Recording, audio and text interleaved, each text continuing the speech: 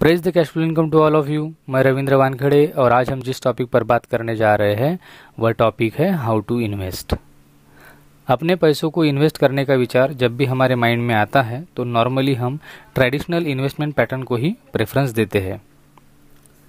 यदि हम investment quadrant theory की बात करें तो कुछ इन्वेस्टमेंट पैटर्न जैसे bank, insurance, gold, NPS, PPF, SCSS and RBI bonds, ये सभी सिक्योर और कंफर्टेबल इन्वेस्टमेंट है, बट वे हमें रिच और रिलैक्स नहीं कर सकते।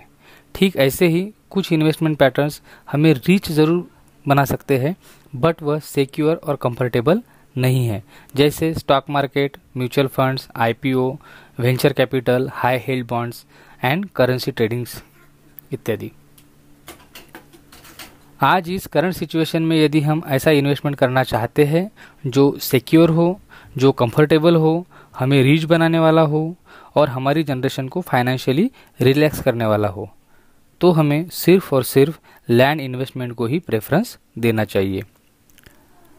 लैंड में इन्वेस्ट करने से पहले हमें इन्वेस्टमेंट क्वाड्रेंट के 4 पार्ट्स को समझना ज़रूरी है। Part number 1, secure.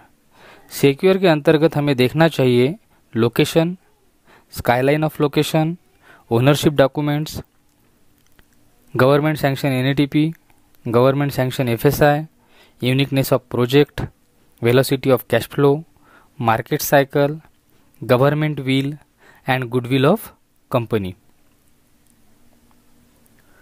Part 2, comfortable.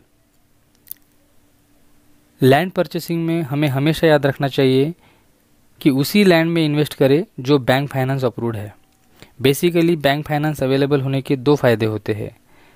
First, land के लीगल्स के बारे में हमें ज़्यादा सोचने की ज़रूरत नहीं होती है, वह काम हमारे लिए बैंक हमसे बेहतर कर चुकी होती है। सेकंड, लैंड में हमेशा मिड टर्म या फिर लॉन्ग टर्म इन्वेस्टमेंट ही करनी चाहिए और हम अपनी जमा पूंजी को एक साथ किसी जगह पर लगाने से बेहतर है कि हम 20% अमाउंट अपनी जेब से लगाएं और 80% लॉन्ग टर्म बैंक फाइनेंस करवा लें। ऐसा करने से हम प्रॉपर्टी की ओनरशिप भी ले सकते हैं और लॉन्ग टर्म में बैंक को स्मॉल ईएमआई में रिपेमेंट भी कर सकते हैं। इसे कहते हैं कंफर्टेबल इन्वेस्टमेंट, जो हमें विन विन सिचुएशन प्रदान करती है। बैंक लोन लेना या फिर ना लेना ये हमारी चॉइस है, बट इन्वेस्टमेंट हमेशा उसी लैंड में करें जहां बैंक लोन अवेलेबल हो। यदि करंट सिचुएशन में हम बैंक लोन लेते हैं तो और भी ज़्यादा फायदा हमें हो सकता है बैंक के रेट ऑफ इंटरेस्ट के माध्यम से, जो कि फ़िलहाल सभी बैंक ने कम कर दिए हैं। Part number 3, reach. लैंड एकमात्र इन्वेस्टमेंट है जहां हमारा पैसा रेगुलर और कांस्टेंट ग्रो करता है। हमें सिर्फ मार्केट साइकिल को समझना ज़रूरी है। मार्केट साइकिल के 4 प्रकार हैं। Number 1, emerging market, number 2, buyer market, number 3, seller market और नंबर 4, मैच्योर मार्केट। जिस लोकेशन पर हम इन्वेस्टमेंट कर रहे हैं वह लोकेशन इमर्जिंग मार्केट या फिर बायर मार्केट में होनी चाहिए, तो ही हमें मल्टीफोल्ड एप्रिसिएशन मिल सकता है, वह भी बहुत कम समय में। Part number 4, relax.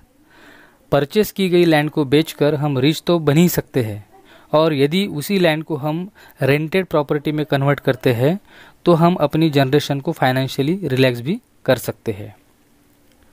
तो इस तरह से हमें अपने पैसों को सिर्फ और सिर्फ लैंड में ही इन्वेस्ट करना चाहिए, जो सिक्योर भी है, कंफर्टेबल भी है, रिच भी बनाता है और फाइनेंशियली रिलैक्स भी करता है।